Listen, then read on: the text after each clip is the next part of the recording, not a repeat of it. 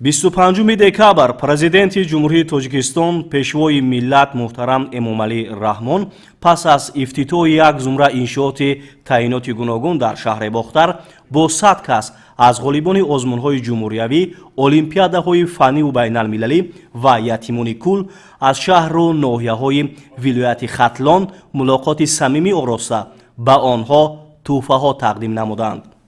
ضمن صحبت پیشوای ملت محترم امامعلی رحمان بیان داشتند که حکومت جمهوری تاجیکستان برای تامین شرایط ارزنده زندگی یتیمان و بی‌پرستاران و بهسازی تعلیم و پرورش خوانندگان پیوسته توجه ظاهر می‌نماید. ما علاقه در عصر تکنولوژی دنیا پیشرفته دنیا زندگی داریم. کسی که در این عصر آینده حیات به سر میبرد، زندگی میکند، باید سواد داشته باشد، کسب داشته باشد، هنر داشته باشد، زبانهای خارجی را داند. در اینجا غریبان آزمونهای جمهوری هستند. من اوریگا تبریک میگویم. احسن، آفرین، رحمت کلام با پدر و مادران شما، لیکن با ادامه دادن در کار. سلامت باشید. тавре иттилоъ дода шуд ки имсол аз озмунҳои ҷумҳуриявии фуруғи субҳи донои китоб аст довталабони шаҳру ноҳияҳои вилояти Хатлон 28 ҷойи ифтихорӣ ва 2 шоҳ-ҷоиза, илм, фуруғи маърифат 20 ҷой гирифта, ҳамчунин аз олимпиадаҳои фаннии мактабачагон 800 хонанда соҳиби медал гардиданд. пешвои миллат муҳтарам Эмомалӣ Раҳмон дар фароварди мулоқот онҳоро таҳсили хубу аъло, омӯхтани касбу ҳунар, илмҳои муосир ва иштироки фаъолона дар озмунҳои ҷумҳуриявӣ ҳидоят намуданд.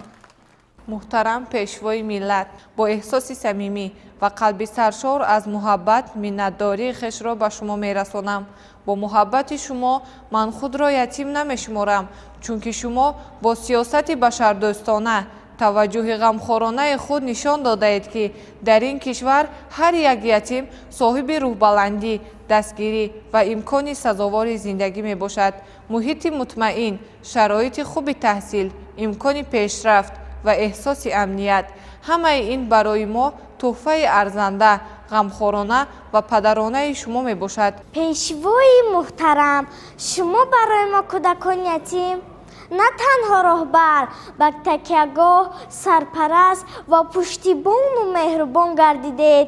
мо дар чеҳраи шумо падареро мебинем, ки барои ҳар як тифли тоҷик ғам мехӯрад, барои ояндаи мо ормон месозад ва барои таҳсил мо шароити беҳтарин фароҳам меорад. бемисол шаҳчароғӣ, эй раҳнамои миллат, раҳҷӯи бахти халқӣ, эй раҳкушои миллат, дастони сулҳу ваҳдат, бо хуни дил навиштӣ, аз хишти ҷисму ҷонат карди бинои миллат. фуруғи илми меҳан шуд, фуруғи субҳи доноӣ, чу хун дар шаҳраги тан шуд, фуруғи субҳи доноӣ, даме аз рӯдакӣ хонанд як дам занвари шеърӣ, ба миллат беҳтарин фан шуд, фуруғи субҳи доноӣ. китоб сарчашмаи дарёи ақл, равшангардони ҳаёти инсон, аниси кунҷи танҳоӣ ва фуруғи субҳи доноӣ мебошад. миннатдории бевоситаи худро ба асосгузори сулҳу ваҳдати миллӣ, пешвои миллат, президенти ҷумҳурии Тоҷикистон муҳтарам Эмомалӣ Раҳмон мерасонам. ҷиҳати баргузор кардани чунин озмуни воқеан ҳам дар сатҳи баланд ва бонуфуз, ки тамоми қишри ҷомеа метавонанд дар он ширкат варзанд. ва мо имсол шоҳиди он будем ки тоҷикони бурунмарзии мо низ ширкат варзиданд ва ин гувоҳи он аст ки китобу китобхонӣ дар сиришти мардуми тоҷик аст. мо шоҳиди он ҳастем ки миллати тоҷик аз азал китобхону китобдор буд ва пешвои муаззами миллат як бори дигар ба шуғли кӯҳани мардуми тоҷик, яъне китобхонӣ, ҷони дубора бахшиданд. манфиати озмуни ҷумҳуриявии фуруғи субҳи донои китоб аст, маҳз дар ҳамин аст ки тамоми қишри ҷомеаро рӯ ба китобу китобхонӣ меорад ва ба китобу китобхонӣ даъват мекунад.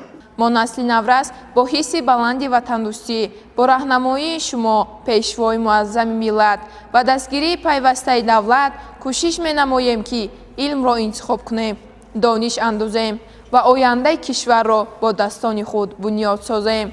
در انجام به شما محترم جناب عالی برای اعتبار مخصوص به علم و معارف، برای چنین امکانیت‌های بزرگ برای ما جوانان خوشبخت اظهار منتداری بیان می‌نمایم. با دستگیری به واسطه پیشوای معظم ملت آزمون جمهوریوی فروغ صبح دانایی کتاب است و یک رویداد تاریخی تبدیل یافت. با اطمینان می توانم بگویم که این آزمون درس اخلاق و مکتب معنویات است. آزمون جمهوریوی فروغ صبح دانایی کتاب است طول 7 سال است بین تمام قشر جامعه برگزار گردیده ایستاده است. با تشبث به واسطه پیشوای معظم ملت ما توانستیم به این جنبه‌های علمی رسیم. واقعاً با شرافت و تشبث‌های غمخوارانه شما ما نسل نورس و جوان امکانیت یافتیم که استعداد، دانش و محبتمان را به کتاب و فرهنگ بیشتر رشد داده در راه علم آموزی باز قدم‌های استوارتر گذاریم. محترم پیشوای معظم ملت، با احساس و احترام بلند برای دستگیری پیوسته‌تان در سمت رشد همه‌جانبه علم و معرفت کشور به شما اظهار منتداری می‌نماییم. ما جوانان وعده می‌دهیم که بعد از ختم مؤسسه به دانشگاه داخل شده آن را با بهای خوب و اعلی به انجام رسانیده بهر پیشرفت معرفت و شکوفایی خلق و وطن عزیزمان صمیمانه و صافدلانه خدمت می‌نماییم. طول 7مین سال می شد که در آزمون جمهوریوی فروغ صبح دانایی کتاب است از روی نامیناسیون خواندن و ایجاد کردن اشعار کودکان و نورسان و آثار شفاهی شرکت می ورزیدم و امسال در دور جمهوریوی آزمون فروغ صبح دانایی کتاب است از روی نامیناسیون ادبیات بچگانه سزاوار جای سیوم گشتم. من در این آزمون زیاده از 510 اثر را از خود نمودم.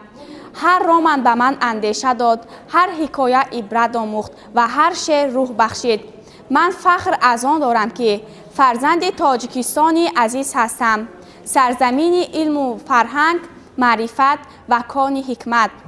در آخر از نام خود و از نام کل جوانان و نورسان کتاب دوست و کتابخوان منتداری می نمایم به اساسگزار صلح و وحدت ملی، پیشوای معظم ملت، پرزیدنت جمهوری تاجیکستان محترم امامعلی رحمان که برای ما جوانان و نورسان چنین آزمون‌های با نفوذ و الهام بخش را راه اندازی نمودند. طول سال هاست که در المپیادهای جمهوریوی اشتراک ورزیده سزاوار جایهای معین گشتم و امسال کوشش کرده ایستادم و به شما وعده می‌دهم که صاحب مدال طلا میشم و جای یکم را اشغال میکنم.